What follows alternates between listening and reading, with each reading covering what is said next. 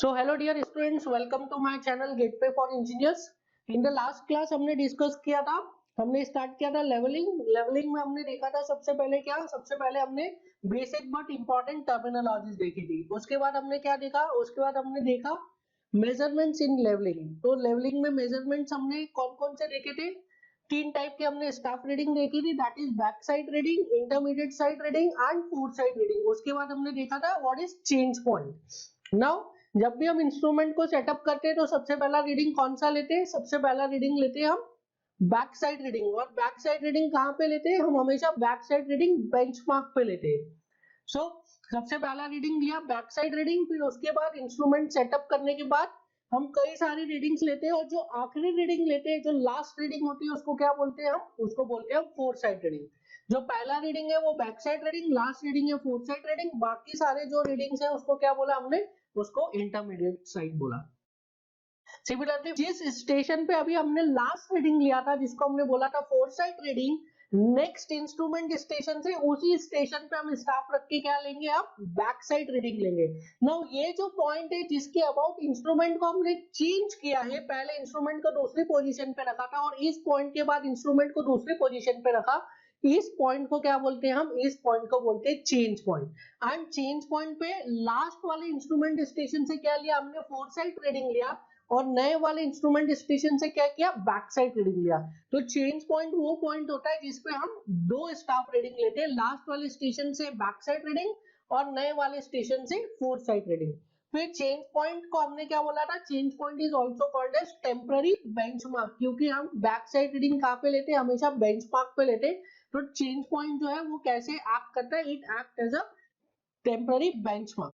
सो इतना हमने डिस्कस कर लिया था। नाउ जो आज हम डिस्कशन करने वाले that is very very very important for numerical point of view. इससे डायरेक्टली न्यूमेरिकल्स आते हैं और आपको न्यूमेरिकल को सॉल्व करने में काफी इजी हो जाएंगे अगर आप ये वाला टॉपिक को अच्छे से ग्रास्प कर लेते हैं, इस पे आपकी अच्छी कमांड हो जाती है। सो नेक्स्ट टॉपिक जो हम पढ़ने वाले हैं दैट इज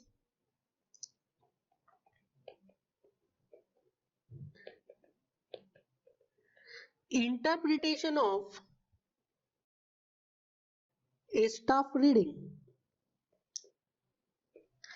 नाउ जो अभी हम लोग टॉपिक स्टार्ट कर रहे हैं that is interpretation of staff reading. देखिए हम जब लीनियर मेजरमेंट करते हैं या जब हम डिस्टेंस को मेजर करते हैं तो हम क्या करते हैं, दो पॉइंट्स के बीच में हॉरिजॉन्टल लेंथ को मेजर करते हैं। सो अगर दो पॉइंट के बीच में डिस्टेंस ज्यादा है तो हम उसका क्या इंटरप्रेट कर लेते हैं कि ये दोनों पॉइंट बहुत ज्यादा दूर है। सिमिलरली अगर दो पॉइंट्स के बीच में लेंथ को मेजर किया और लेंथ ज्यादा आ रही है तो मैं क्या बोलूंगा कि ये पॉइंट बहुत दूर है।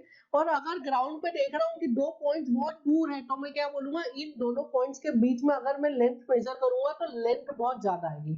तो जब हम लेंथ को मेजर कर रहे हैं, डिस्टेंस को मेजर कर रहे हैं, तो डिस्टेंस की वैल्यू ज्यादा आ रही तो उससे हमें डायरेक्ट इंटरप्रिटेशन पता चल रहा है कि ये दोनों पॉइंट्स क्या है, दोनों पॉइंट्स दूर है।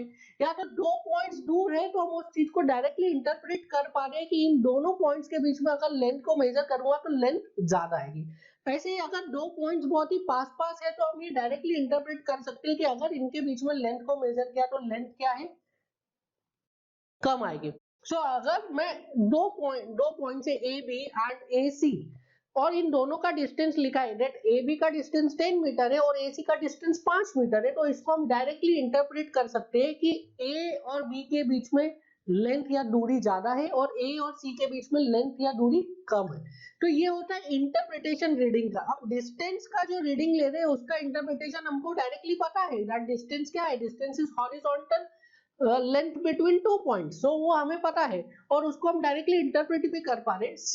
सिमिलरली हम अभी क्या देखेंगे कि हम अगर स्टाफ पर रीडिंग ले रहे हैं, कोई एक पॉइंट है ए और दूसरा पॉइंट है बी, तो ए पॉइंट का अगर मैं स्टाफ रीडिंग बोल रहा हूँ एक्स और बी पॉइंट का स्टाफ रीडिंग बोल रहा हूँ वाई, तो एक्स और वाई को आप देख के ए और बी पॉइंट के बीच में कुछ इंटरप्रेट कर पाओ कि इन दोनों के बीच में क्या रिलेशन है, कौन सा पॉइंट ऊपर है, कौन सा पॉइंट नीचे है। So this is called as what, this is called as interpretation of readings. So अभी हम लोग बात करेंगे इंटरप्रिटेशन ऑफ स्टाफ रीडिंग के बारे में। सो सबसे पहले हम लोग देखते हैं, एक टेरेन बनाता हूं मैं। सो दिस इज अ टेरेन, एक मैंने टेरेन बनाया है। नाउ इस टेरेन पे दिस इज अ बेंचमार्क, ये एक बेंचमार्क है, ठीक है। नाउ यहाँ पे मैंने एक इंस्ट्रूमेंट को सेटअप किया है एंड इंस्ट्रूमेंट को सेटअप करने के बाद हमें क्या मिला, हमें मिला line of sight. So this is our line of sight. Now line of sight के बाद क्या किया हमने, सबसे पहला स्टाफ रखा मैंने ऑन दी बेंचमार्क, और जब बेंचमार्क पे स्टाफ रखा तो मुझे कुछ रीडिंग मिली, दैट इज 1.1 मीटर। सो जब बेंचमार्क पे मैंने स्टाफ रखा तो और मैंने लाइन ऑफ साइट से फोकस करके रीडिंग लिया, तो रीडिंग क्या मिला, रीडिंग मिला 1.1 मीटर। ना जब बेंचमार्क पे हमने रीडिंग लिया तो उस रीडिंग का मतलब क्या है, इस रीडिंग का मतलब है that the line of sight, that the line of sight का एलिवेशन बेंचमार्क से कितना है, 1.1 metre. The elevation of line of sight with respect to what, with respect to benchmark is 1.1 metre, ठीक है। अब अगर मैं यहाँ पे अलग अलग पॉइंट्स आइडेंटिफाई कर रहा हूँ, this is point A, this is point B, this is point C, this is point D. Now अब आप देखिए कि जो पॉइंट ए है, पॉइंट ए है वो बेंचमार्क से ऊपर है या नीचे है। सो हमें दिख रहा है कि पॉइंट ए जो है वो बेंचमार्क से ऊपर है। अगर पॉइंट ए बेंचमार्क से ऊपर है तो पॉइंट ए पे जो स्टाफ का रीडिंग आएगा वो ज्यादा आना चाहिए या कम आना चाहिए। सो अगर पॉइंट ए बेंचमार्क से ऊपर है, इसका मतलब क्या है कि पॉइंट ए पर अगर मैं स्टाफ रखूंगा तो पॉइंट ए पर स्टाफ का रीडिंग क्या आएगा, कम आएगा। सो यहाँ पे जो पॉइंट ए पर स्टाफ रीडिंग आ रहा है that is less than 1.1, 0.9 metre. So आपको यही एनालाइज करना है कि रीडिंग ज्यादा आएगी या रीडिंग कम आएगी। फिर मैंने क्या किया, पॉइंट बी पर स्टाफ रखा। अब देखिए यहाँ पे पॉइंट बी जो है वो पॉइंट ए से ऊपर है या नीचे है। सो पॉइंट बी जो है वो पॉइंट ए से और ऊपर दिख रहा है मुझे फिगर में, फिगर में हमको दिख रहा है कि ये जो पॉइंट बी है पॉइंट ए से और ऊपर है। इसका मतलब क्या है, पॉइंट ए पे रीडिंग पॉइंट ए से ज्यादा आनी चाहिए या कम आनी चाहिए। सो पॉइंट ए अगर पॉइंट बी अगर और ऊपर है तो रीडिंग क्या आएगी, रीडिंग और कम आएगी। सो पॉइंट बी पर जब हमने स्टाफ रखा तो क्या देखा कि पॉइंट बी पर रीडिंग जो है वो क्या आ रही है, और कम आ रही है। So this is 0.8 metres. Now अब देखिए पॉइंट सी जो है वो पॉइंट बी से और ऊपर है, पॉइंट सी जो है पॉइंट बी से और ऊपर है। तो पॉइंट सी पर जब हम स्टाफ रखेंगे तो रीडिंग ज्यादा आएगी या कम आएगी। सो यहाँ पे रीडिंग और कम आएगी। So here the reading is 0.5 metres. So अगर अगर आप देखिए इसका क्या मतलब हुआ, इसका क्या इंटरप्रिटेशन हुआ कि अगर जो है ग्राउंड वो राइज कर रहा है, ऊपर ऊपर ऊपर जा रहा है, अगर ग्राउंड राइज कर रहा है तो रीडिंग क्या होगी, रीडिंग कम होती जाएगी। So if the ground is rising, so for rising ground staff reading decreases, हो रहा है डिक्रीज। यहाँ पे पॉइंट ए पर 0.9 आ रही है, पॉइंट बी पर 0.8 आ रही है, पॉइंट सी पर 0.5 आ रही है। सो जैसे जैसे ग्राउंड जो है वो एलिवेट करता जा रहा है, ग्राउंड में पॉजिटिव स्लोप है, तो वहां पे रीडिंग क्या हो रहा है, वहां पे रीडिंग कम होती जा रही है। सो अगर राइजिंग टेरेन है, राइजिंग टेरेन है तो रीडिंग क्या आएगी, रीडिंग आएगी कम, रीडिंग कम होती जाएगी। अब देखिए पॉइंट सी के बाद पॉइंट डी आया, तो पॉइंट डी पर आप देखिए कैसा टेरेन है, पॉइंट डी पर फॉल आ रहा है। पॉइंट सी से कंपेयर करें तो पॉइंट डी पे क्या आ रहा है, पॉइंट डी पे फॉल आ रहा है। तो इसका मतलब क्या है कि पॉइंट डी पर रीडिंग जो है वो बढ़ जाएगी। पॉइंट डी पर क्या होगा, रीडिंग बढ़ जाएगी, क्योंकि पॉइंट डी क्या है, पॉइंट डी पॉइंट सी से फॉल पर है। सो यहाँ पे reading will be equals to how much, 1.0 metre. So जब भी आप लेवलिंग सर्वे कर रहे हैं, लेवलिंग कर रहे हैं, और अगर स्टाफ रीडिंग क्या हो रहा है, स्टाफ रीडिंग कम कम कम कम कम होता जा रहा है, इसका मतलब क्या है कि ग्राउंड कैसा है, ग्राउंड राइजिंग है, ग्राउंड में स्लोप कैसा है, पॉजिटिव स्लोप है, अपवर्ड स्लोप है। और जब आप देखेंगे कि रीडिंग पे बढ़ती जा रही है, इसका मतलब क्या है कि ग्राउंड कैसे, ग्राउंड फॉलिंग है, ग्राउंड में स्लोप कैसे, डाउनवर्ड स्लोप है। सो अगर रीडिंग बढ़ रही है इसका मतलब क्या हो रहा है, रीडिंग बढ़ रही है इसका मतलब है कि ग्राउंड में फॉल आ रहा है, रीडिंग कम हो रही है इसका क्या मतलब है, ग्राउंड में राइज आ रहा है। So if I right for falling ground, staff reading will increase, ठीक है। तो राइजिंग ग्राउंड के लिए क्या होता है, स्टाफ रीडिंग डिक्रीज होती जाती है, कम कम कम आती है, और फॉलिंग ग्राउंड के लिए क्या होता है, स्टाफ रीडिंग बढ़ती जाती है। नाउ इसी चीज को मैं उल्टा भी बोल सकता हूं कि अगर रीडिंग कम आ रही है इसका मतलब क्या बोला मैंने, इसका मतलब बोला कि राइज है। सिमिलरली बोल सकता अगर राइज है तो क्या होगा, रीडिंग कम आएगी, ठीक है। दोनों ही चीजें एक दूसरे से इंटर रिलेटेड है। अगर रीडिंग कम हो रही है तो क्या बोलेंगे आप, राइज है। अभी तो हमने यहाँ पे फिगर में देखा ना, और फिगर में देख के एनालाइज किया कि रीडिंग ज्यादा आनी चाहिए कि कम आनी चाहिए। सपोज आपको रीडिंग दे दिया उसने, रीडिंग दे दिया तो रीडिंग देख के भी आप सेम चीज बता सकते हो कि अगर रीडिंग बढ़ रही है इसका मतलब क्या है कि ग्राउंड में क्या हो रहा है, फॉल हो रहा है। अगर रीडिंग कम हो रही है तो इसका मतलब क्या है, ग्राउंड में क्या हो रहा है, राइज हो रहा है। सो आप फिगर को देख के भी बता सकते हैं कि रीडिंग क्या आनी चाहिए, और रीडिंग को देख के भी बता सकते हैं कि राइज हो रहा है या फॉल हो रहा है। दोनों चीज are interrelated, but there is a condition in this, there is a condition in this, and that condition is very very very important. The condition is that instrument should not be shifted. ये सिर्फ तभी valid है, ये जो मैंने आपको conclusion बताया कि if the ground is rising then staff reading decreases, and if the ground is falling then staff reading increases, ये सिर्फ तब ही वैलिड है जब आपका there is no change point, instrument change नहीं हुआ है, ठीक है। अगर सर्वे कर रहे हैं आप किसी एक पर्टिकुलर स्ट्रेच में और उस पर्टिकुलर स्ट्रेच में रीडिंग फॉल हो रही है, सॉरी रीडिंग बढ़ रही है, तो उसका मतलब क्या है, ग्राउंड फॉलिंग है। ये सिर्फ तभी वैलिड है जब आपने इंस्ट्रूमेंट को चेंज नहीं किया है। अगर आपने इंस्ट्रूमेंट को चेंज किया है तो फिर आप कोई कंक्लूजन नहीं निकाल सकते। अगर रीडिंग बढ़ती जा रही है तो आप ये बोल सकते हैं कि द ग्राउंड इज फॉलिंग सिर्फ और सिर्फ तब जब आपने इंस्ट्रूमेंट को चेंज नहीं किया है, ठीक है। अगर आपने इंस्ट्रूमेंट को चेंज करते और फिर भी रीडिंग बढ़ती जा रही तो आप ये बोल नहीं सकते that the ground is falling, ठीक है। अगर आप इंस्ट्रूमेंट को चेंज नहीं कर रहे सिर्फ तभी आप ये बोल सकते हैं कि ग्राउंड राइजिंग है या ग्राउंड फॉलिंग है on the basis of readings. So अगर इसी को मैं रिवर्स लिखूं, if the ground rising ground है तो स्टाफ रीडिंग डिक्रीज हो रहा है, फॉलिंग ग्राउंड है तो स्टाफ रीडिंग इंक्रीज हो रहा है। इसी को अगर मैं रिवर्स लिखूं that if staff reading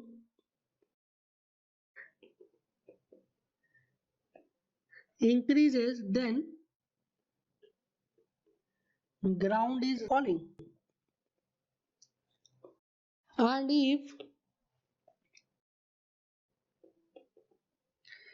staff reading decreases then the ground is rising. तो यहाँ से हमने क्या किया, यहाँ से हमने जो स्टाफ का रीडिंग है उसको इंटरप्रेट कर लिया कि अगर ग्राउंड में अगर स्टाफ रीडिंग ज्यादा आ रही है कॉन्टिन्यूसली तो उसका मतलब क्या है कि जो है ग्राउंड इज फॉलिंग। अगर स्टाफ रीडिंग कम कम कम होती जा रही है उसका मतलब क्या है कि the ground is rising, provided there is no any change point of instrument, instrument को हमने चेंज नहीं किया। और हमने क्या इंटरप्रेट किया, अगर कोई ग्राउंड है वो कॉन्टिन्यूसली फॉलिंग है इसका मतलब क्या है, अगर वहां पे आप स्टाफ रीडिंग लोगे तो स्टाफ रीडिंग कॉन्टिन्यूसली इंक्रीज होता जाएगा। अगर कोई ग्राउंड है जो कॉन्टिन्यूसली राइजिंग है और उस पे आप स्टाफ रीडिंग लोगे तो स्टाफ रीडिंग आपकी डिक्रीज होती जाएगी, प्रोवाइडेड आप कोई चेंज पॉइंट ना ले तो। So this was the conclusion. Now इससे रिलेटेड डायरेक्ट न्यूमेरिकल्स आते हैं, इससे रिलेटेड डायरेक्ट न्यूमेरिकल्स आते हैं, उसमें से एक न्यूमेरिकल को हम प्रैक्टिस करते हैं। मैं आपको एक सीक्वेंस ऑफ रीडिंग दे रहा हूँ, एक सीक्वेंस ऑफ रीडिंग दे रहा हूँ और आपको पहचानना है कि ग्राउंड में फॉल हो रहा है या ग्राउंड में राइज हो रहा है। So the sequence is 0.4 meter, 1.1 meter, 1.7 meter, 2.1 meter, again 2.1 meter, 3.1 meter and 1.2 meter. सो हमने सर्वे किया और सीक्वेंस में रीडिंग लिया और हमें ये रीडिंग मिला है. एंड एक और इंफॉर्मेशन यहाँ पे मिला है that instrument is not shifted.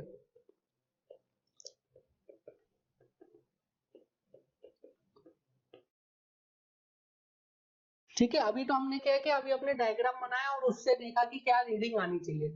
अब यहाँ पे रीडिंग है और रीडिंग से देख रहे हैं हम कि क्या है, राइज हो रहा है कि फॉल हो रहा है फिजिकली ग्राउंड पे. सो पहला रीडिंग लिया हमने 0.4 मीटर, तो ये हमने कहाँ पे लिया होगा, this will be our back side.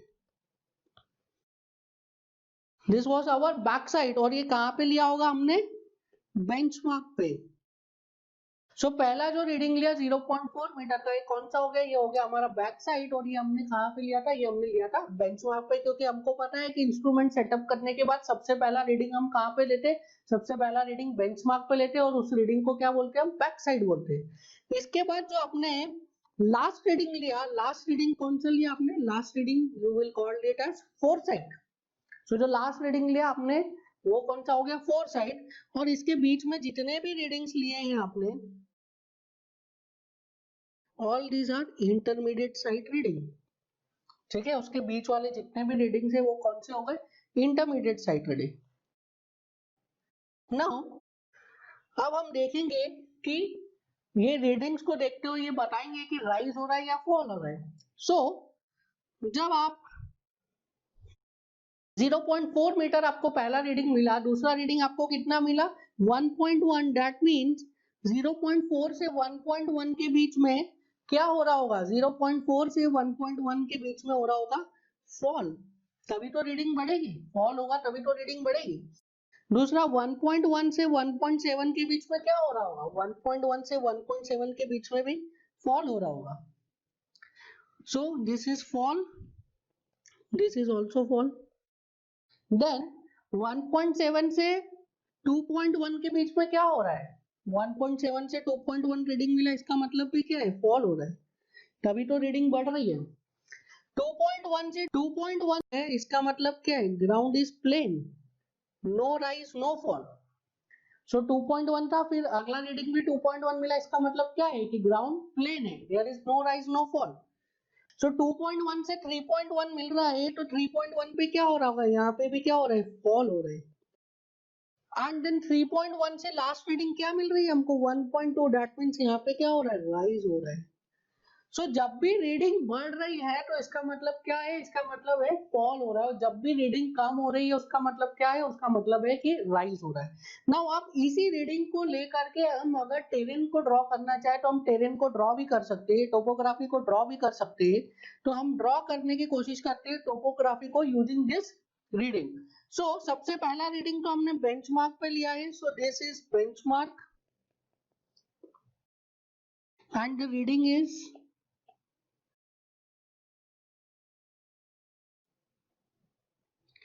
0.4 metre. So यहाँ पे हम हमारा एक इंस्ट्रूमेंट स्टेशन बना लेते हैं. Now this is our line of sight. So जो पहला रीडिंग मिला that was back side and its value is 0.4 metres. Now आप देखिए अगला रीडिंग क्या मिल रहा है, अगला रीडिंग हमें मिल रहा है that is 1.1 meter. That means यहाँ से क्या हो रहा होगा, यहाँ से फॉल हो रहा होगा. So this is 1.1 meter. Now ये 1.1 मीटर का मतलब क्या है, that this elevation is 1.1 meter. यहाँ पे तो है जीरो, हमारा स्टाफ का रीडिंग जीरो है एंड यहाँ पे 1.1 मीटर. सो जो ग्राउंड है वहां पे स्टाफ का रीडिंग कितना है, जीरो है. और जो लाइन ऑफ साइट है वहां पे स्टाफ का रीडिंग कितना है, 1.1 है. और जो टॉप पॉइंट है स्टाफ का वहां पे कितना रीडिंग है, 3 मीटर और 4 मीटर. सो स्टाफ का रीडिंग हमेशा ग्राउंड पे 0 रहता है और ऊपर की तरफ बढ़ता है. So this is 1.1 meter. Now अब नेक्स्ट रीडिंग लिया, वो कितना आया 1.7 मीटर. सो दैट मीन्स यहाँ पे क्या हो रहा है, यहाँ पे अगेन फॉल हो रहा है. So this is next reading which is 1.7 meter. Next 1.7 के बाद लिया, that reading was 2.1 meter. That means यहाँ पे क्या हो रहा है, यहाँ पे और फॉल हो रहा है. So this is 2.1 meter. So this is 2.1 meter. इसके बाद जो नेक्स्ट रीडिंग लिया उसमें क्या आ रहा है, अगेन 2.1 मीटर आ रहा है. That means the land is plain. So next reading is also 2.1 meter. This is also 2.1 meters. 2.1 meter. Next reading is 3.1 meter. इसका मतलब क्या है कि बहुत ज्यादा फॉल आ रहा है. So this is 3.1 meter. And अगर यहाँ पे हम स्टाफ रखे,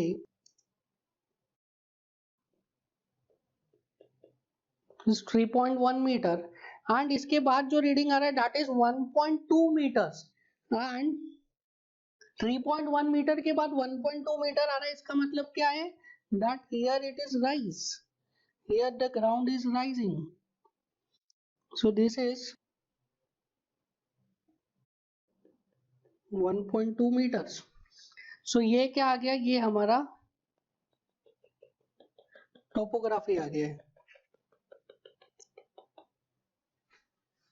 ठीक है, तो इस तरीके से हमने क्या किया, अभी इस तरीके से हमने अब रीडिंग से हमने क्या किया, रीडिंग से हमने टोपोग्राफी को ड्रॉ किया, रीडिंग से हमने टेरेन को ड्रॉ किया. इसके पहले क्या किया था, टेरेन से हमने देखा था रीडिंग कम होनी चाहिए कि रीडिंग ज्यादा होनी चाहिए. यहाँ हमने ये किया कि रीडिंग बढ़ रही थी या रीडिंग कम हो रही थी, उसके अकॉर्डिंग हमने क्या किया, हमने टेरेन को ड्रॉ किया. दैट इज अगर रीडिंग बढ़ रही थी तो उसका मतलब क्या है कि वहां पे फॉल है. रीडिंग कम हो रही है तो उसका मतलब क्या है, वहां पे ग्राउंड पे राइज है. सो इस तरीके से हम रीडिंग से भी डायग्राम को बना सकते हैं और डायग्राम से हम रीडिंग को भी अज्यूम कर सकते हैं कि रीडिंग बढ़ेगी या कम होगी. अब ये तो हो गई बात कि जब हमने कोई चेंज पॉइंट नहीं लिया था. ठीक है, यहाँ पे हमने कोई चेंज पॉइंट नहीं लिया था, उसकी बात हो गई. कि अगर हम कोई चेंज पॉइंट नहीं ले रहे हैं तो अगर फॉलिंग ग्राउंड है तो उसमें रीडिंग क्या होगा, बढ़ती जाएगी बढ़ती जाएगी बढ़ती जाएगी बढ़ती जाएगी. और राइजिंग ग्राउंड है, कोई चेंज पॉइंट नहीं ले रहे तो रीडिंग कम होती जाएगी कम होती जाएगी कम होती जाएगी कम होती. अब एग्जाम में क्या करते हैं, आपका कॉम्पिटिटिव एग्जाम में क्या करता है, वहां पे लिखेगा there is a falling ground.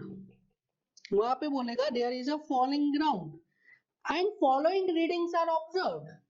ठीक है, आपको क्वेश्चन में ही बता देगा that the ground is falling और आपके साथ प्ले करेगा. देखिए कि first reading is 1.1 meter, then 2.0 meter, then 2.2 meter, then 2.5 meter, then 1.8 meter, then 1.9 meter, then 2.0 meter. So आपको बोल देगा that there is a falling ground and following readings are observed. अब देखिए हमें तो ये पता है कि अगर ग्राउंड फॉलिंग है तो उसमें क्या होता है, सब रीडिंग्स जो है वो बढ़ती जाती है. बट यहाँ पे देयर इज अ पॉइंट जहां पे कि रीडिंग क्या हो रही है, रीडिंग कम हो रही है. ठीक है, 2.5 मीटर के बाद रीडिंग कितनी आ रही है, 1.8 मीटर. सो यहाँ पे वो आपके साथ प्ले करता है. पहले लिखेगा फॉलिंग ग्राउंड है और फिर क्या लिखेगा, रीडिंग्स बताएगा जो कि रीडिंग किसी पॉइंट कम जाएगी. इसका मतलब क्या है, देखिए हमने ऑलरेडी ये चीज डिस्कस की हुई है कि अगर फॉलिंग ग्राउंड है तो रीडिंग बढ़ती जाएगी बढ़ती जाएगी बढ़ती जाएगी बढ़ती जाएगी. पर कब, जब आपने कोई चेंज पॉइंट नहीं लिया है तब. अगर आप चेंज पॉइंट लोगे तो आप ये चीज नहीं बोल सकते. ठीक है, सो यहाँ पे क्या किया है, फॉलिंग ग्राउंड है और वहां पे क्या है, रीडिंग पहले बढ़ रही है फिर एकदम से रीडिंग कम हो गई. सो जिस पॉइंट पे एकदम से रीडिंग कम हुई है उसका क्या मतलब है कि यहाँ पे जरूर एक चेंज पॉइंट लिया गया है. इसको देखिए हम लोग ड्रॉ करते हैं. सो ये पहला रीडिंग है, पहला रीडिंग कौन सा है, 1.1 मीटर. तो ये कहाँ पे लिया होगा इन्होंने, ये लिया होगा बेंचमार्क पे. And this reading is what, back side reading. So सबसे पहले हम बना लेते हैं बेंचमार्क को. सो दिस इज बेंचमार्क, और इस पे रीडिंग कितना लिया है, इस पे रीडिंग लिया है, this reading is 1.1 meter. Now अब हमें पता है दैट द स्लोप कैसा है, टेरेन कैसा है, टेरेन इज फॉलिंग। तो आप पहले तो टेरेन बना लीजिए, दिस इज फॉलिंग टेरेन, इसमें आपको कोई डाउट नहीं रखना है। अगर उसने बोल दिया फॉलिंग टेरेन है तो फॉलिंग टेरेन है, फिर आपको उसकी रीडिंग्स के ऊपर डाउट नहीं करना है, आपने फॉलिंग टेरेन बना दिया। पहला रीडिंग लिया, कितना आया, first reading is 2 meter, so here this is first reading 2.0 meter. Second reading लिया, कितना आया, second reading is 2.2 meter, so this reading is 2.2 meter. सही है, फॉलिंग टेरेन है, रीडिंग बढ़ रहा है, सही है। थर्ड रीडिंग लिया, कितना आया, 2.5 मीटर, ये भी सही है, फॉलिंग टेरेन है, रीडिंग बढ़ रहा है, बिल्कुल सही है। नाउ इसके बाद क्या हो गया, इसके बाद हो गया the reading is 1.8 meters. So falling terrain है, अगर वो यहीं से देखता तो क्या होता, यहीं से देखता तो उसको रीडिंग 2.5 मीटर से भी ज्यादा दिखना चाहिए, पर रीडिंग कितना दिखा उसको, 1.8 मीटर। दैट मीन्स यहाँ पे क्या लिया गया है, यहाँ पे चेंज पॉइंट लिया गया है, this is compulsorily a change point, क्योंकि जो लेवलिंग की जा रही है वो कहाँ पे की जा रही है, लेवलिंग की जा रही है ऑन अ स्लोपिंग ग्राउंड, और स्लोपिंग ग्राउंड पे क्या हो रहा है, स्लोपिंग ग्राउंड पे रीडिंग बढ़ना चाहिए, रीडिंग कम हो जा रही है, इसका मतलब क्या है कि यहाँ पे इन्होंने एक चेंज पॉइंट लिया है। So this is change point, और अब ये जो चेंज पॉइंट पे रीडिंग मिला है, this reading is how much, this reading is 1.8 meters. So this reading जो आप रीडिंग दिखी है वो कितनी दिखी है, वो रीडिंग दिखी है 1.8 meters. Now अब जो अगला रीडिंग दिखा वो कितना है, 1.9 metre, so this is 1.9 meters.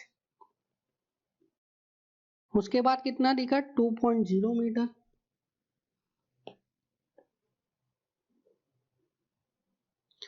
so this is 2.0 metre.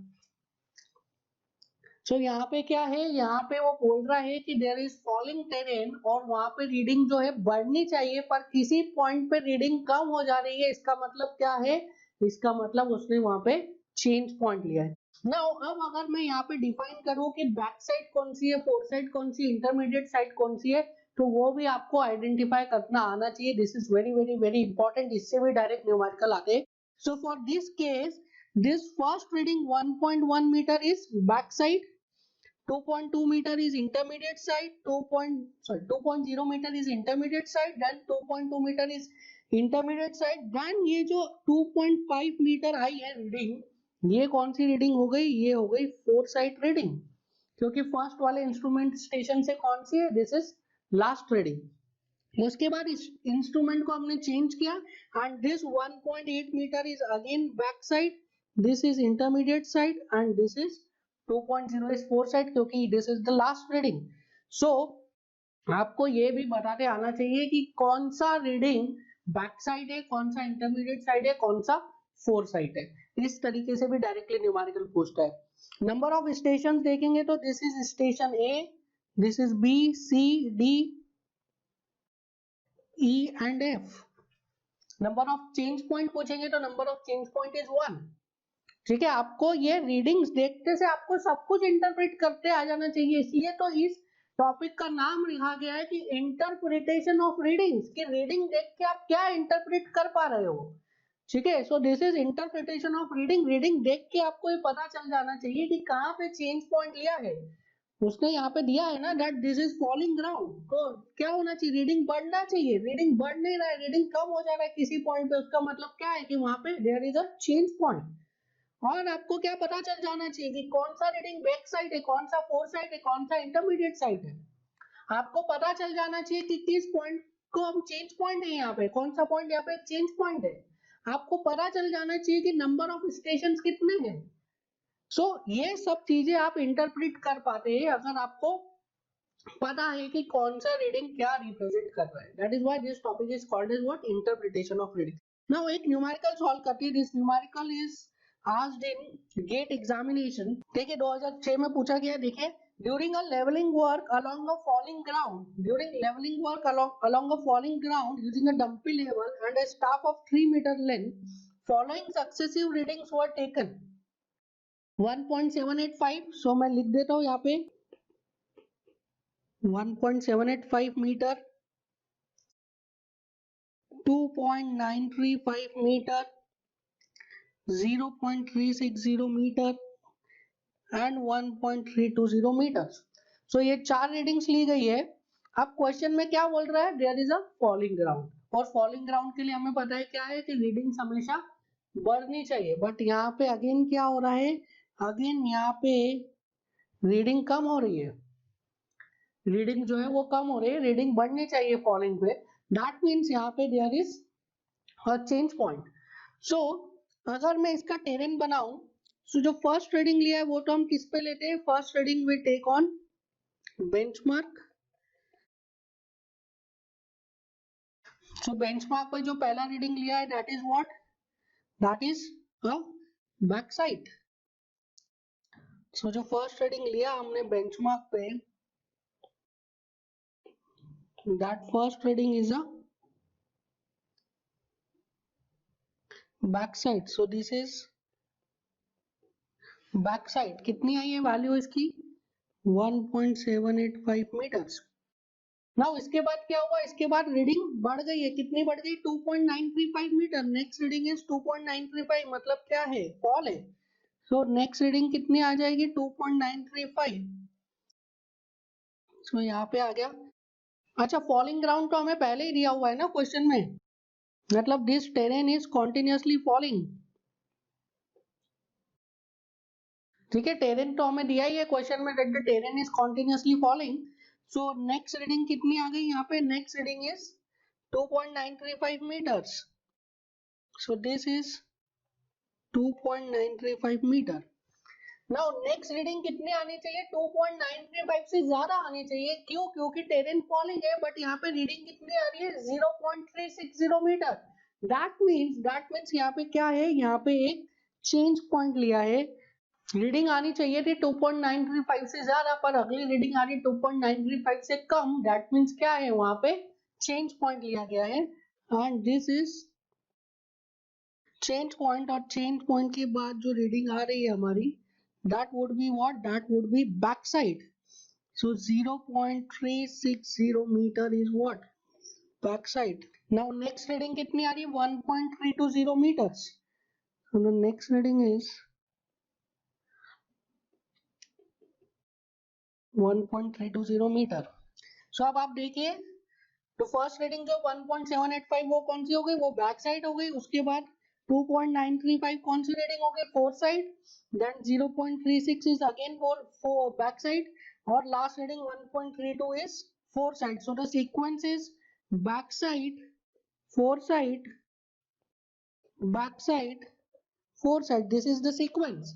सो कौन सा हो गया, answer is A. So correct answer is A, back side, fore side, back side, fore side.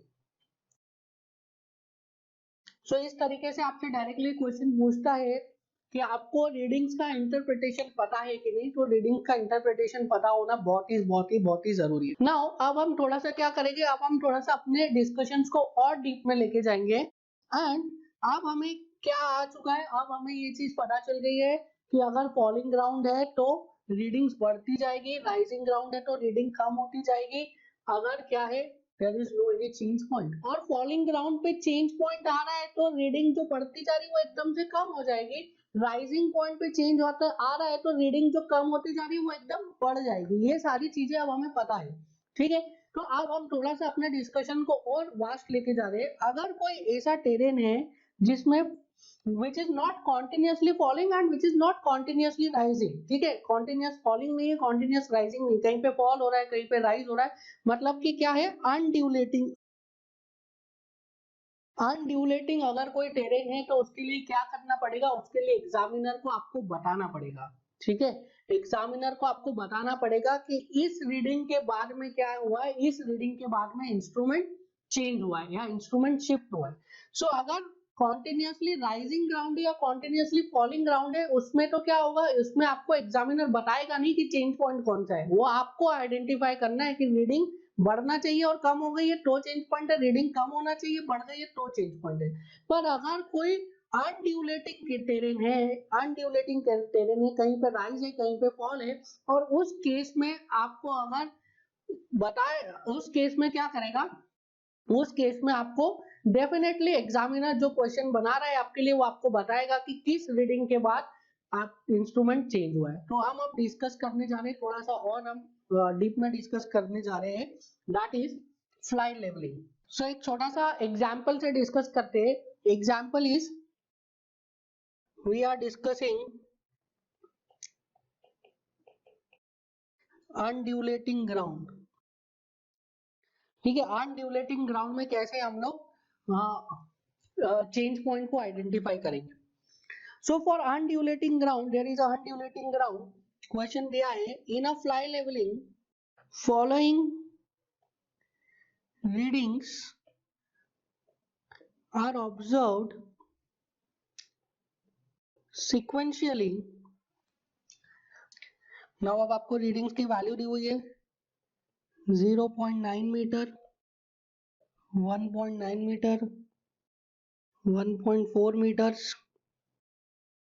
1.6 metre, 2.0 metre, 1.9 metre, 0.6 metre, 0.8 metre, 1.6 metre, 2.6 metre, 3.3 metre and 2.0 metre. फिर वो बोल रहा है that instrument is shifted after 5th and 9th reading. Now identify what you have to do. Identify back side, foresight, intermediate side and prepare diagram.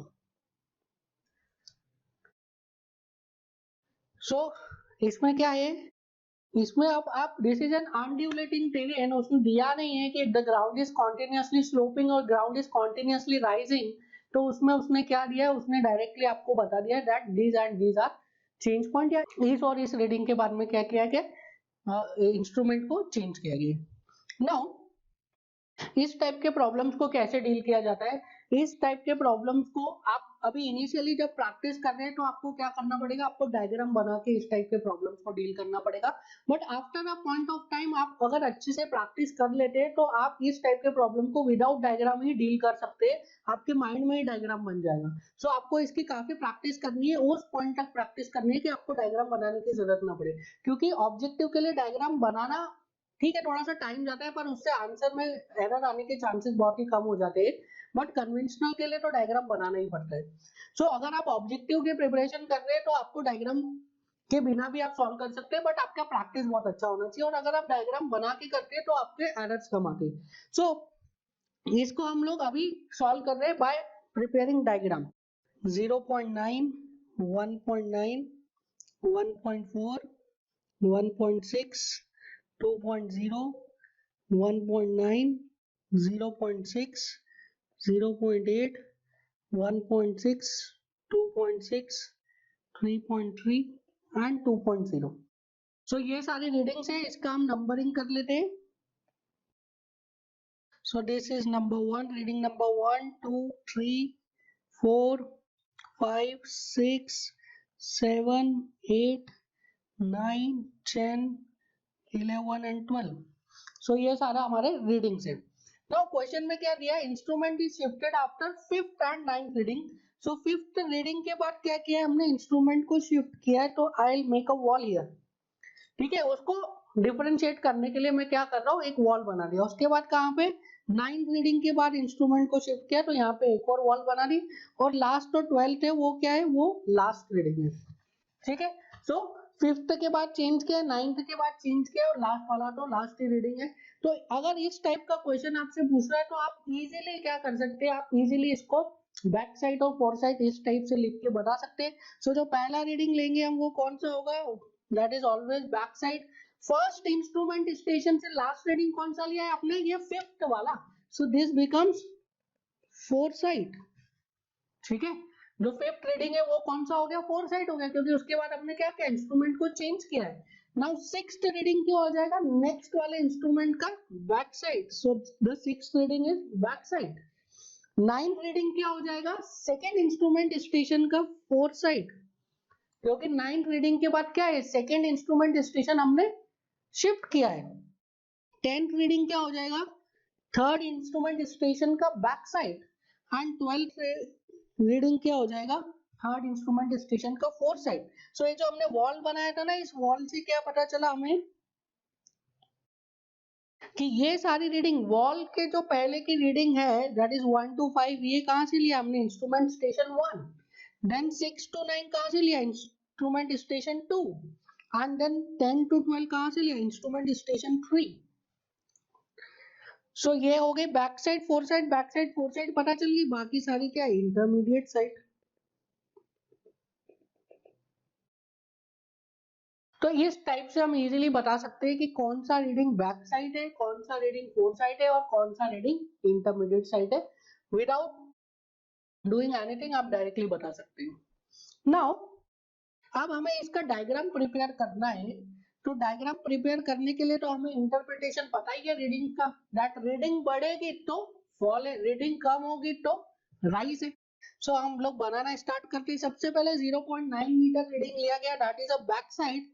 सो ये कहाँ पे लिया गया होगा, ये कंपल्सरीली लिया गया होगा on a benchmark. So this, so ये आ गया हमारा stuff. So this reading is 0.9 meters. So next reading is what? Next reading is 1.9 meter. So 1.9 meter means there is fall. So this reading is 1.9 meters. So this is 1.9 meter. Next reading is what? 1.4 meters. इसका मतलब क्या? There is rise. So this is 1.4 meters. Next reading is 1.6 meter means again there is fall.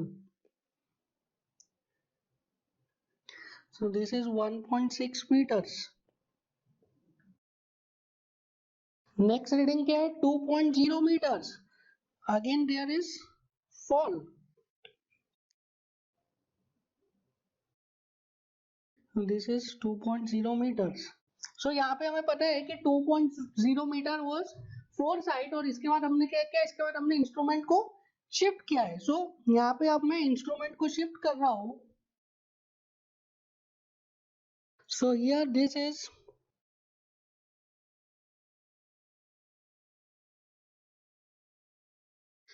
my new instrument station.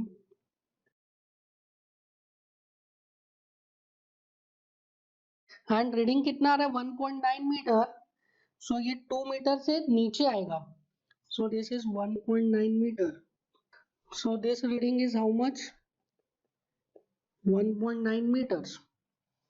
Now इसके बाद 1.9 metre के बाद कितनी reading आ रही है, 0.6 meter. That means there is rise. So this is 0.6 meter. 0.6 meter के बाद next reading is 0.8 meter. So again there is fall, की रीडिंग बढ़ गया है। So this is 0.8 metres. Now after 0.8 meter the reading is 1.6 meter, that means और fall है। देखिए simple सा कॉन्सेप्ट है, रीडिंग बढ़ेगा तो फॉल है, रीडिंग कम होगा तो राइज है। सो रीडिंग बढ़ गया 1.6 meter, 1.6 meter. Then after 1.6 meter हमें पता है there is change point. So after 1.6 meter there is a change point, ठीक है। And the reading on that change point is 2.6 meter. So change point के बाद reading कितना आ रहा है, back side reading 2.6 meter. So that means अगर मैं यहाँ पे इंस्ट्रूमेंट रखूं तो रीडिंग इसके ऊपर आएगा. So this reading is how much 2.6 meters. Now next reading जो आ रही है that is 3.3 meters. So the next reading is 3.3 meters. That means falling है. उसके बाद जो लास्ट रीडिंग आ रही है that is 2 meters. That means the ground is rising. So here the reading is 2 meters. So this is the terrain और इस तरीके से हम फिगर को ड्रॉ कर सकते हैं. So change point कौन कौन सा हो गया. अच्छा यहाँ पे अगर मैं स्टेशन को डिमार्क करूँ, so station this is benchmark, this is station A, station B, C, D, E, F, G, H and I. So कई बार आपसे ये भी पूछ सकता है एग्जाम में कि कितने नंबर ऑफ स्टेशन है इंक्लूडिंग बेंचमार्क और एक्सक्लूडिंग बेंचमार्क. ठीक है. सो बेंचमार्क को इंक्लूड करके कितने स्टेशन हो गए 1 2 3 4 5 6 7 8 9 10. चेंज पॉइंट कौन सा हो गया this D, this is change point, this G, this is also change point. So there are two change points D and G. ठीक है. इस तरीके से change point को एक और तरीके से डिफाइन किया जा सकता है that change point is that point at which जो height of instrument है वो change हो जाता है. That is the level of instrument जो है वो change हो जाता है, उसको भी हम change point बोलते हैं. So in this way हम लोग क्या कर सकते हैं, in this way हम इंटरप्रेट करते हैं जो हमें रीडिंग्स मिल रही है और रीडिंग से हम इंटरप्रेट करके ये डिसाइड करते हैं कि राइज हो रहा है या फॉल हो रहा है. और राइज हो रहा है तो रीडिंग कम हो रही है, फॉल हो रहा है तो रीडिंग बढ़ रही है. कहाँ पे चेंज पॉइंट आ रही है, किस टाइप से चेंज पॉइंट को आइडेंटिफाई किया जाता है, किस टाइप से हम रीडिंग्स को आइडेंटिफाई करते हैं, कौन सा रीडिंग बैक साइड है, कौन सा रीडिंग इंटरमीडिएट साइड है और कौन सा फोर साइड है.